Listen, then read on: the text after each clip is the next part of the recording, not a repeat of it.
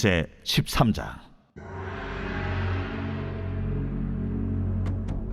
여호와께서 모세에게 말씀하여 이르시되, 사람을 보내어 내가 이스라엘 자손에게 주는 가나안 땅을 정탐하게 하되 그들의 조상의 가문 각 지파 중에서 지휘관 된 자 한 사람씩 보내라. 모세가 여호와의 명령을 따라 바란 광야에서 그들을 보냈으니 그들은 다 이스라엘 자손에 수령된 사람이라. 그들의 이름은 이러하니라.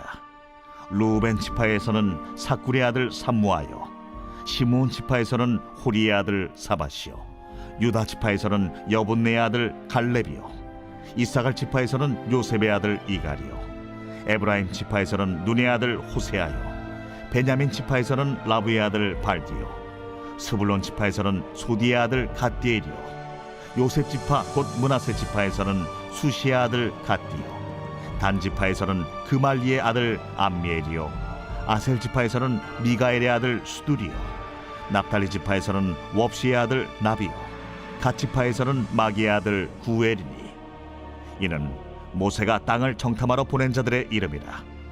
모세가 눈의 아들 호세아를 여호수아라 불렀더라. 모세가 가나안 땅을 정탐하러 그들을 보내며 이르되, 너희는 네겝길로 행하여 산지로 올라가서 그 땅이 어떠한지 정탐하라. 곧 그 땅 거민이 강한지 약한지 많은지 적은지와 그들이 사는 땅이 좋은지 나쁜지와 사는 성읍이 진영인지 산성인지와 토지가 비옥한지 메마른지 나무가 있는지 없는지를 탐지하라. 담대하라. 또 그 땅의 실과를 가져오라. 하니 그때는 포도가 처음 익을 즈음이었더라. 오늘 본문 민수기 13장의 말씀은 가나안 땅 점령을 앞두고 가나안 땅의 정탐을 위해서 12지파에서 뽑힌 12명의 족장의 명단이 나옵니다. 그 명단이 소개가 되고 있는데 몇 명만 말씀을 드리면 4절부터 지파의 이름과 누구의 아들 누구 그런 식으로 소개가 되어 있습니다.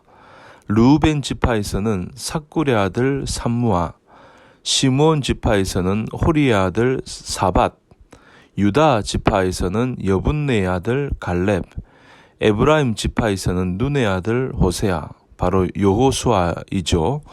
이렇게 쭉 해서 12명을 대표하는 정탐꾼이 나옵니다. 이들은 모두 모세의 명을 받아서 가나안 땅을 정탐하고 돌아오게 됩니다. 그런데 잘 알다시피 정탐 결과를 보고하는 데 있어서 하나로 통일되지 않고 두 그룹으로 나뉘게 됩니다. 첫째 그룹은 긍정적인 보고를 한 여호수아와 갈렙입니다. 가나안 땅은 하나님 말씀대로 우리에게 붙이신 땅이니까 치고 올라가자고 그들은 우리의 밥이라고 하면서 긍정적인 보고를 했습니다. 두 번째 그룹은 어떻습니까? 부정적인 보고를 했죠. 여호수아와 갈렙을 제외한 10명이 부정적인 보고를 했습니다.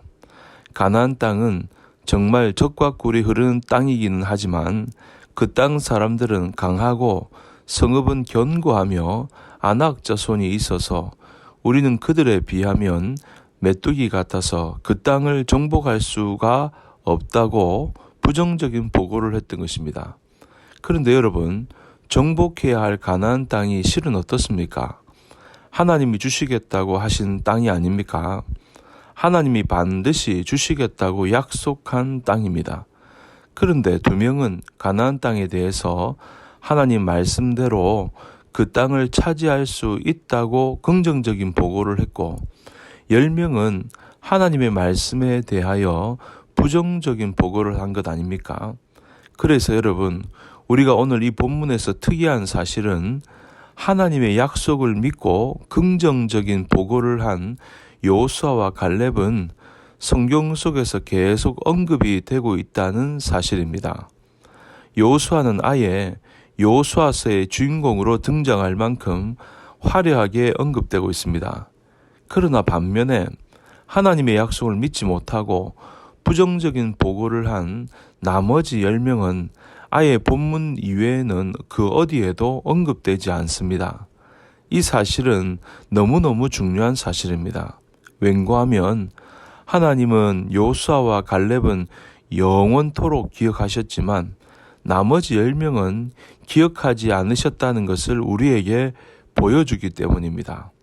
다시 말해서 12정탐꾼은 처음에는 동일한 조건과 가능성에서 출발을 했지만 그중 여호수아와 갈렙만이 하나님의 뜻에 부합되어 하나님께서 허락하신 약속의 땅을 차지할 뿐만 아니라 그 이름이 영화롭게 된 반면에 10명의 정탐꾼은 하나님으로부터 버림을 받고 잊혀지게 된 것입니다. 그뿐입니까? 그 10명의 정탐꾼 말에 동조한 사람들조차도 나중에 가나안 땅에 들어가지 못하고 광야에서 죽고 마는 것입니다. 그 이유가 어디에 있습니까? 그것은 바로 하나님을 온전히 신뢰하지 못했기 때문입니다. 하나님의 말씀에 순종하지 못했기 때문인 것입니다. 그러니까 여호수아와 갈렙은 하나님을 온전히 신뢰하고 약속의 말씀에 온전히 순종했던 반면에 나머지 10명과 그 말에 동조한 이스라엘 백성들은 하나님을 온전히 신뢰하지 못하고 약속의 말씀에 순종하지 못했던 것입니다. 그러니 우리는 이 사실을 통해서 성도에게 가장 중요한 것은 하나님의 말씀에 순종하는 것이라는 것을 알 수 있습니다. 그리고 정말 위험한 것은 하나님 말씀에 대한 불신앙과 불순종이라는 것을 깨달을 수가 있습니다.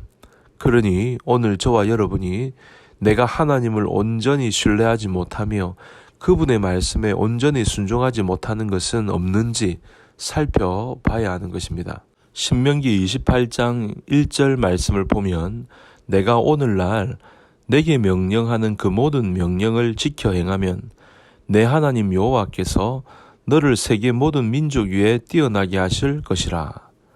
그래서 이 말씀 뒤에 10절까지 말씀을 순종하는 자에게 얼마나 큰 복을 주시는지 그 내용이 나옵니다.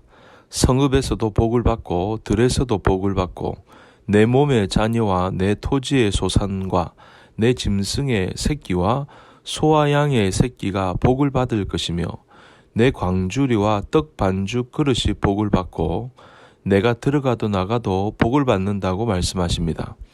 그뿐이 아니지요. 대적이 내 앞에서 패하게 되고 창고와 손으로 하는 모든 일에 복을 주겠다고 약속을 하십니다. 오늘 여호수아와 갈렙이 그런 사람입니다.